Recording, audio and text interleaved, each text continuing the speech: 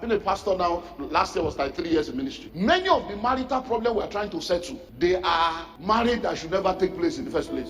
How can someone say they love you? You told them you are not feeling fine, you are on your way to the hospital, and 2 days later they have not called. I say, oh love me, oh busy. Something is wrong with you.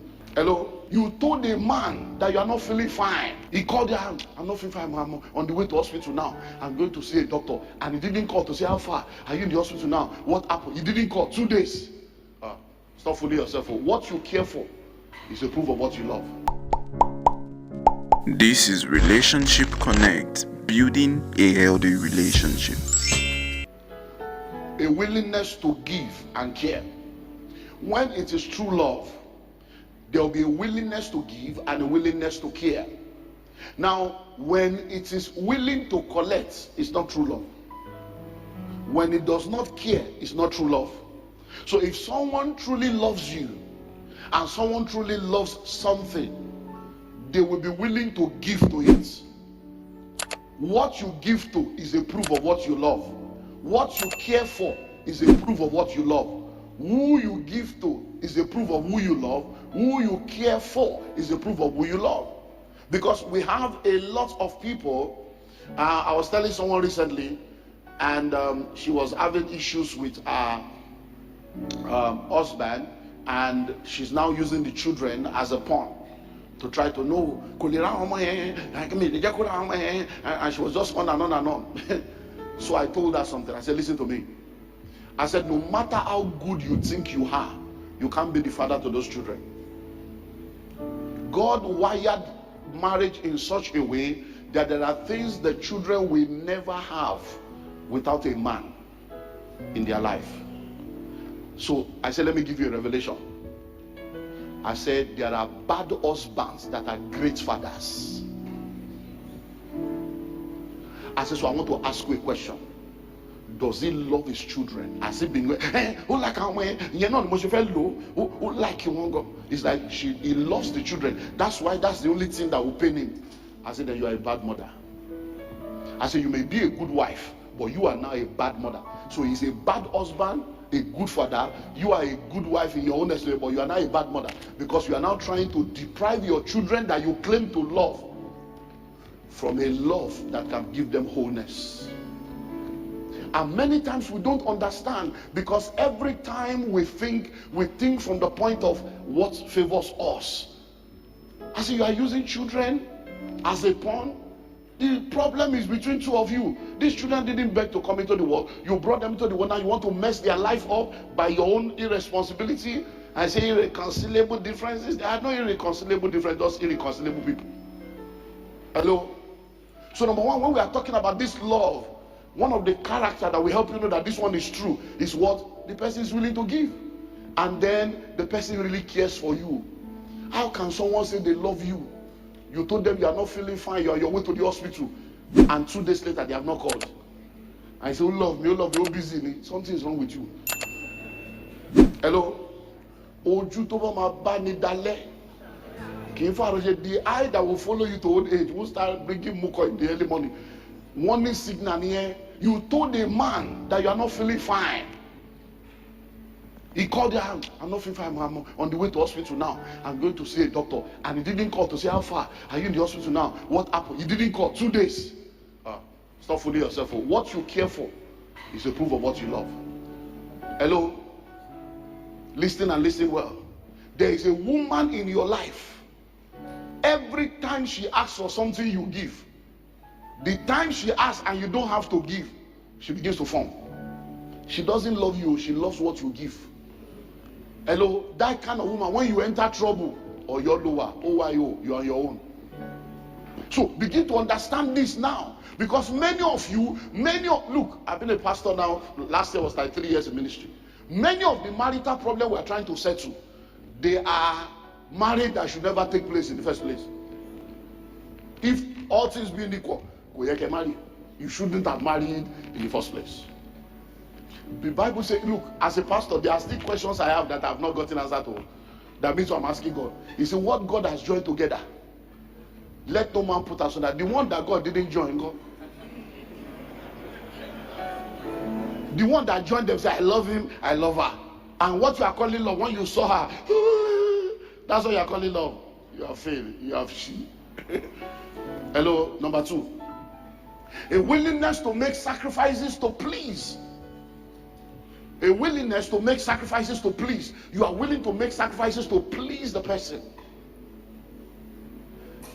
And let me tell you, one of the mark of the sacrifice, you won't need to say it. So that will help you, because many of you don't understand this code. When somebody has made sacrifice to please you and they are saying it, do you know what I had to go through? Something's wrong. They won't need to say it, because it's not about you, it's just about who they are. By the time they start saying it, it means they use the sacrifice as a weapon to deceive you. They knew that the sacrifice will get to you, so they did it not because they love you, but so they now have to be telling you to use it to manipulate you again. Because if it's who they are, the sacrifice is already who they are. It's just natural to them. It's a sacrifice, but it's their nature. It's who they are. Do you understand that now? Because many times we don't understand that people are players. There are women that play games. There are guys that play games. And many people don't know all these things. So that you will not go and enter one chance. Hello? Number 3. Respect, honor, and appreciation to and for one another. One of the characteristics is that there will be respect, there will be honor and appreciation. Sir, I know you are the one that brought the money for the food to be cooked. But if she cooked and served you, thank you is not an error. Oh, thank you, babe, that was nice. They say, why should I thank her? Money, no, we give her money. No, that's not love. Because many of you, that's why I tell people, don't marry an African man. Don't marry an African woman. Hello? Africans don't understand romance. They call it Western life. But this is romance here. To honor someone, to appreciate you. That's romance. Romance is not to kiss and touch. No. It's you that is Nollywood and Bollywood and that gave you that definition. That's no. Romance is just be good. Be a good person. Because when you are good and you are caring, you are romantic. Abi alai, woman, somebody good. It's not to touch you. That touch not going to irritate you if the man is not romantic. Don't touch me. It's every time you want to, you will not be. What was it? Hello? Sensitivity to the welfare of another. Sensitivity to the welfare of another. Let me say this. At the risk of being misunderstood. Listen, women, please, when a man really loves you, be careful what you say around him. Be careful the complaints you make around him. Be careful the desires you express around him. Because when a man truly loves you, all those things put him under pressure to perform. Many of the armed robbers and Yahoo boys that you see, now woman they cause them.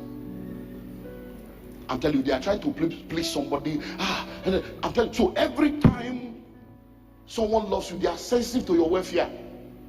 So when you are saying, this shoe, is tight, I should have another shoe by now.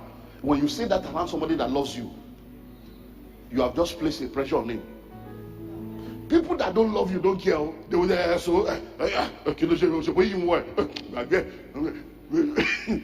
but when people really love you, once you say that, you're like, my wife needs new shoe. They start thinking of how to, I'm telling you, they start putting themselves under pressure. It's not you putting them under pressure, but that's the way it is. Love is so sensitive. It's so what? Sensitive. Now guys, let me help you understand this. When a woman loves you, you have to be careful of your freedom and liberty with other women.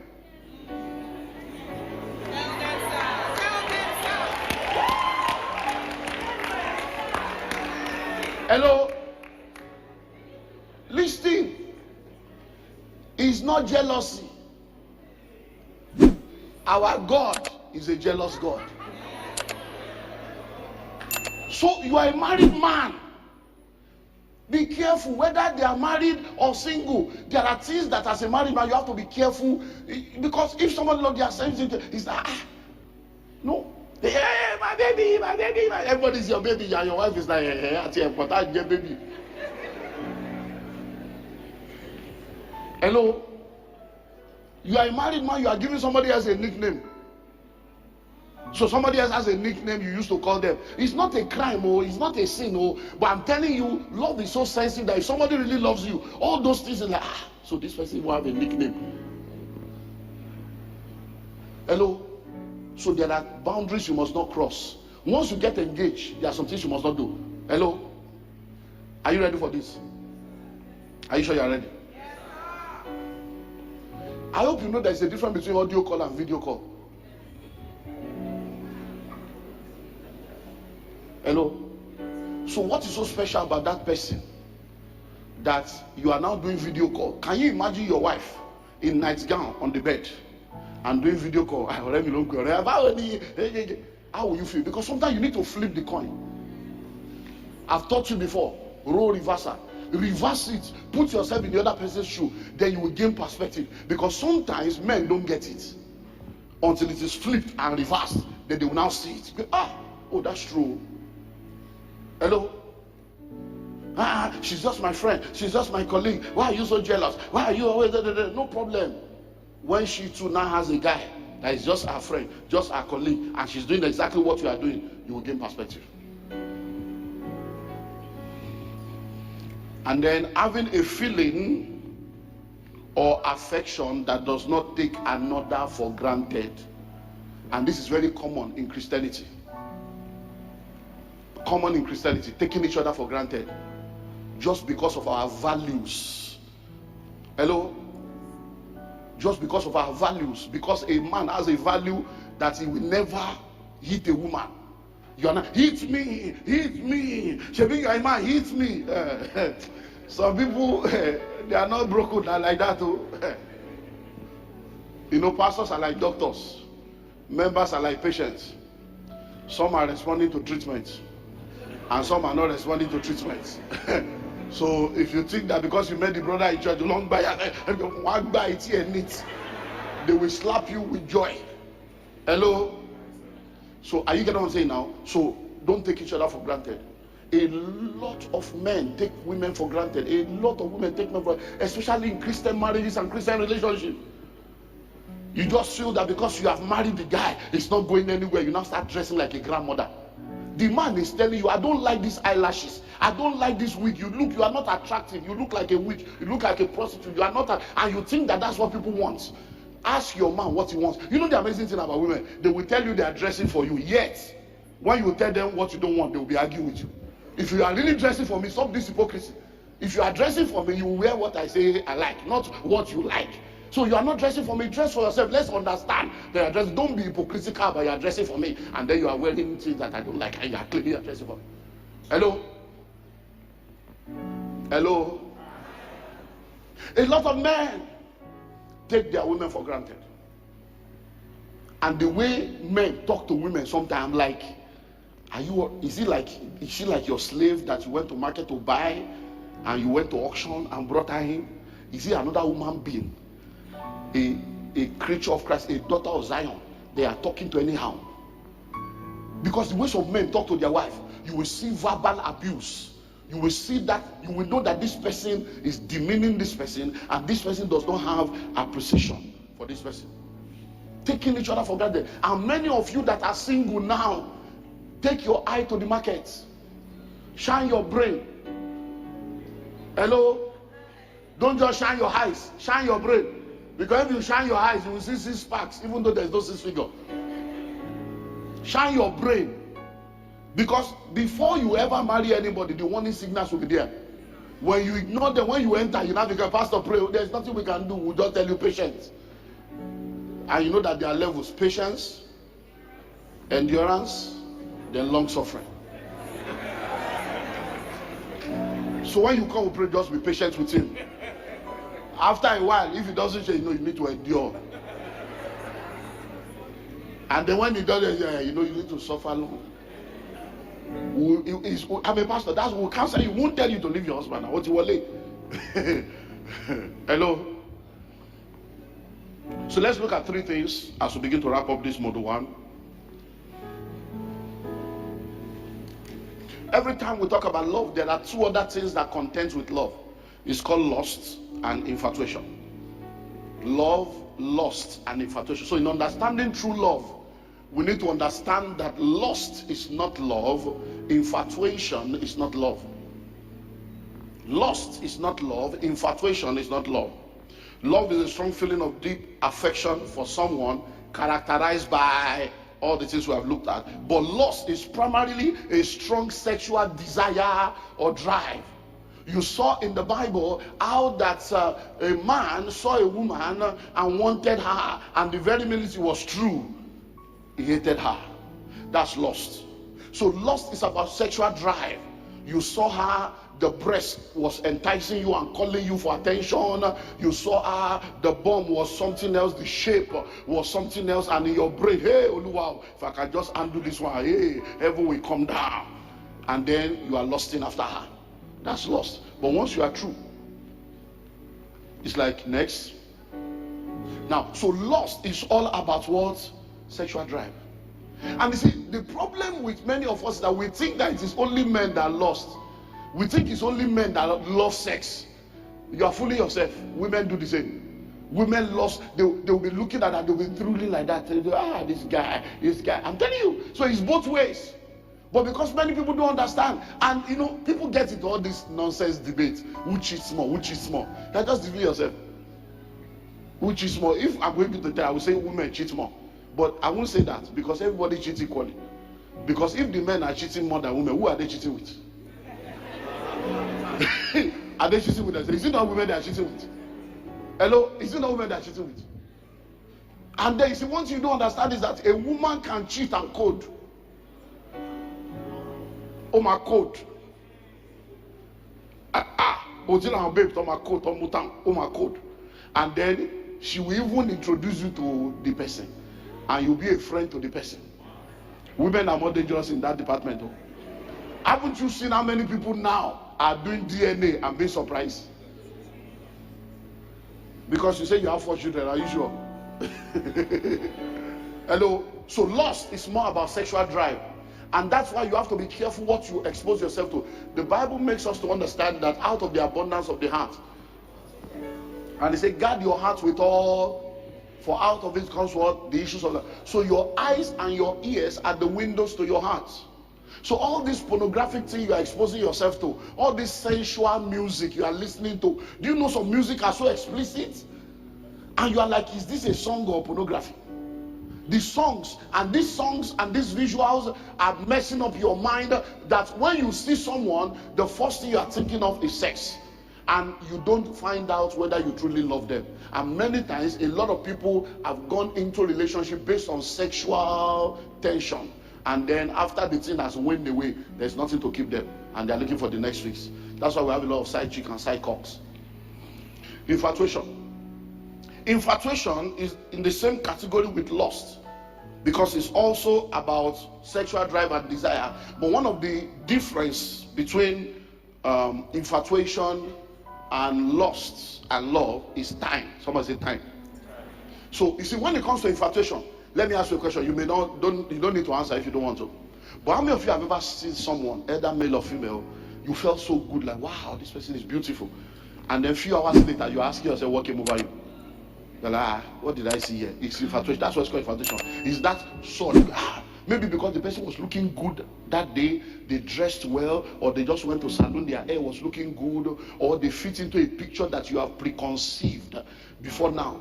Because most of the time, what you call beautiful is a function of the software that has been installed in your mind.